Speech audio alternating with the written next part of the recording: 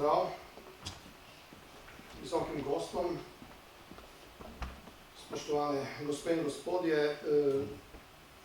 Samo en majhen dostavek k predstavitvi. Jaz nisem predsednik Inštituta za etiko in vrednote, ampak njegov soustanovitelj. Zdaj imamo predsednika po smrti prvega predsednika, pokojnega akademika Jožeta Trontla. Inštitut pa, kot najbrž veste, se imenuje po njem.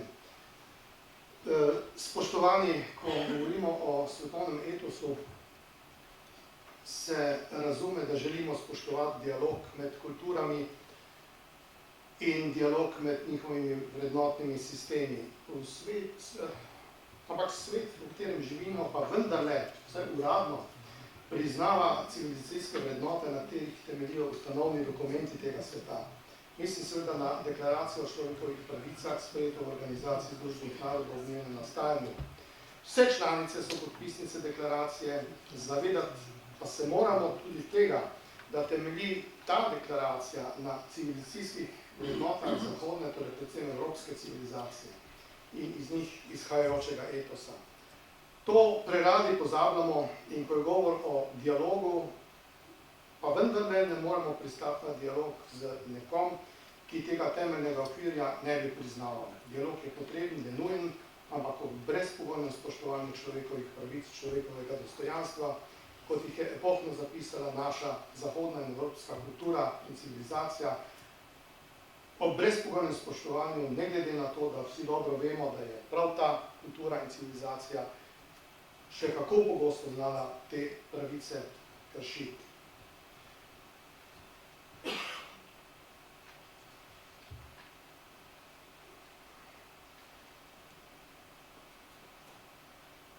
Jaz bi želel v tem času, ki ga vam razpravljam, na kratko predstaviti en dokument, ki je, lahko bi rekel, neka platforma dela preomenjenega Inštituta za etiko in vrednote Jože Trontl, obenem pa nekaj, kar je bilo uspešno predstavljeno tudi že v širši naši in seveda tudi v evropski javnosti.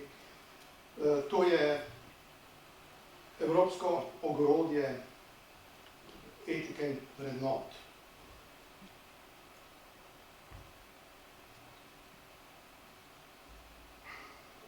Vrednote in na njih temelječa etika usmerjajo človeško družbo od nekdaj.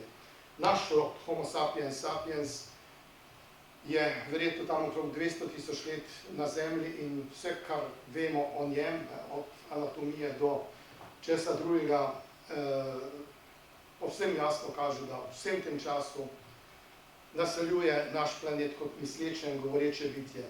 V vsem tem času živi družbeno življenje, v vsem tem času ni mogel obstati brez pravilnih smernic za svoje bivanje. Vrednote in etika današnjega človeka so današnji odraz te eksistencialne nujnosti. Ampak najbrž imamo prav, če menimo, da so vrednote in etika sodobnega sveta tudi izid dolgotrajne evolucije in pa razvoja.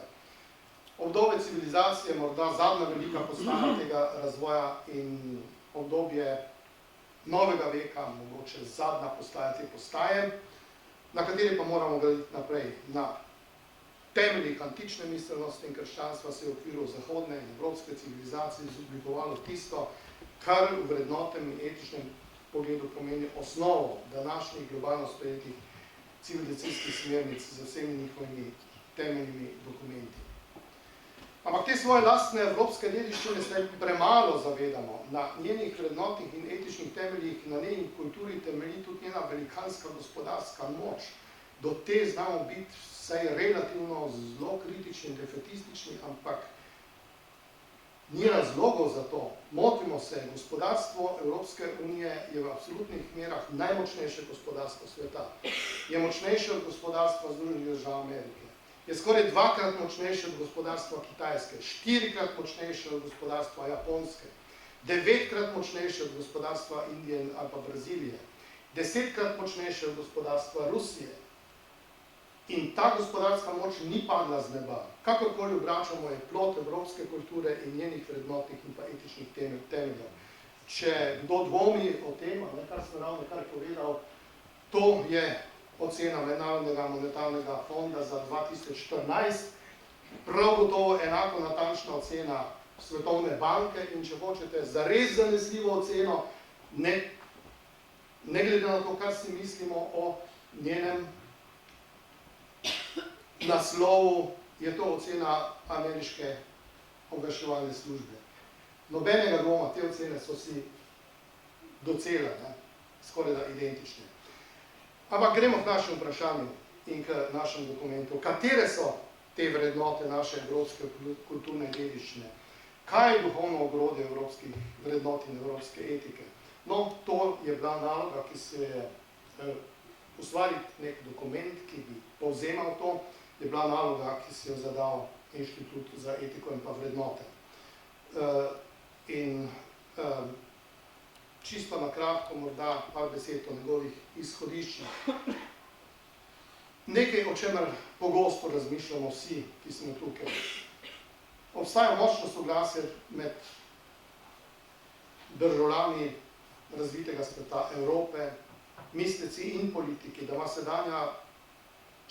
sedanje kritično obdobje v bistvu globlje korenine. Pri ugotavljanju teh korenin pri njihovi analizi pogosto opažamo, da so mnogi negativni pojavi v družbi neizogibno povezani z odstopanjem od tradicionalnih in civilizacijskih vrednot in odstopanjem od etično osnovanega znanja, izkušenj, odločitev in obnašanj. Katerokoli veliko tegobo, ki tare človeštvo pogledamo, razen naravnih katastrof, vojna, nasilje, kriminal, korupcija, izkoriščanje, revščina, lakota, da ne nadaljujem. Vse imajo nek skupni imenovalec, razen tega, da so hudi in veliki problemi. Največji, kar jih poznamo. Njihov skupni imenovalec je odstopanje med vrednotami in etičnimi standardi na eni strani in dejanskim obnašanjem na drugi strani. Potreba po skupnem razumevanju evropske etike in vrednot je veliko starejša od te krize. Potreba po poudarjenem pomenu evropskih vrednot je bila trdno postavljena v Berlinski deklaraciji 2007 in sicer z namenom, da omogoči evropskim državljanom dokument, ki bi jasno odražal enotnost Evropske unije in poudaril občutje skupne pripadnosti. Ta pomembni dokument imamo. Vse članice Unije ga imajo. Nastal in podpisan strani takratnega predsedstva Evropske unije, to je bil čas, ko je predsedovala Nemčija, Evropske komisije in Evropskega parlamenta, potem, ko se je vseh 27 suverenov držav in vlad zedinilo in predsednikov vlad zedinilo glede besedila.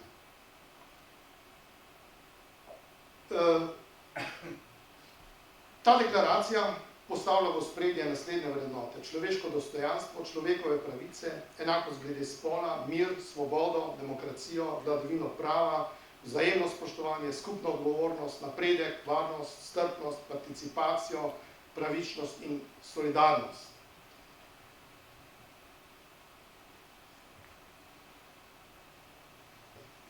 Dokument, o katerem govorim, je nastal seveda na podlagi vrste virov in gradiv.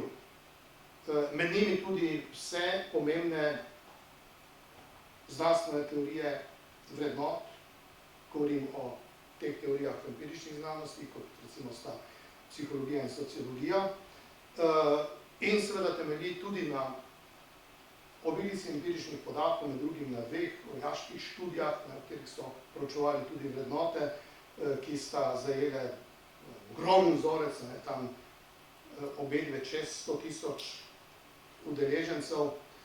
In zdaj bi sledil samo še ta dokument, kakršen je, ampak seveda samo njegov krajši grafični prikaz. V središču tega dokumenta, kot vidite, je naš skupni cilj. To je stabilna družba prihodnosti, lahko bi rekli družba znanja, vrednot, modrosti, sreče in blagostanja. Jasno je, da naša današnja družba še ni taka, da je pravzaprav v nekaterih pogledih še veliko manjka. Ta družba mora biti utemeljena na osnovnih vrednotnih smernicah. Tukaj vidimo na notranjem krogu in z njimi so tesno povezane tako imenovane vrednotne domene. Humanost, skrb za sočloveka, integriteta, pravičnost, univerzalizem, kultura, tradicija, delovna ustvarjalnost, znanje in modrost, življenje, narava in zdravje. Vsaka od teh vrednotnih domen se seveda povezuje z nizom temeljnih vrednot. Čisto na obrobju vidite te vrednote. Seveda vas takoj lahko opozorim na to, da so mnoge od teh vrednot take, da se upravično vprašamo, zakaj je pa v tej domeni, zakaj pa ni v drugi domeni. Stvar je preprosta. Ko mi ljudje presojamo določene vrednote, imamo občutek, da se vrednote, ki so zelo generalne, kot recimo poštenost, nujno povezujejo z več domenami, vendar seveda je treba nekje najti tisto mogoče najbolj domicilno.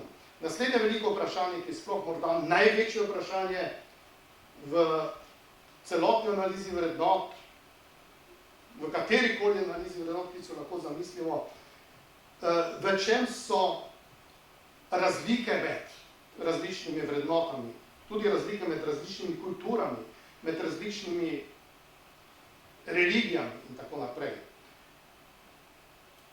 Kot kaže, raziskave so to jasno pokazale, razlike niso v temeljnih kategorijah vrednot. Katerokoli kulturo vzamete, katerokoli, povsod bodo ljudje pri svojem ocenjevanju razvrščani vrednote v tiste kategorije, ki jih poznajo tudi druge kulture. Razlike so v prioritetah, v rangiranju posameznih vrednot. Vzajmo samo banalen primer. Poglejte, če ekstremno poenostavim, bi lahko rekli tudi takole. Razlike, na primer, med komunizmom pa demokratičnim sistemom. Ena od očitnih razlik v prioritetah je v komunizmu enakost pred svobodo, v demokratičnem sistemu svoboda pred enakostjo. En in drugi sistem naj bi vsaj deklarativno spoštovala oboje, ampak razlika v prioritetih lahko naredi ogromno.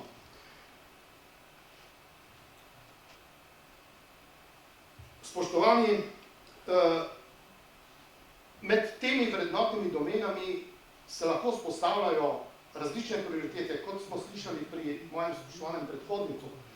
In tukaj je večkrat lahko zelo hitro kakšno jedro spora in pa konflikta. Pa vendar so neke vrhunske prioritete, on jih je že postavil. Dostojanstvo človeka in človekove pravice na prvem mestu, potem skupnost in družba na drugem mestu, jaz bi rekel še, dodal temu še, verjetno moramo, če hočemo imeti prihodnost, postaviti tudi naravo kot vrednoto. Zdaj pa res zaključujem. Hvala lepa za pozornost.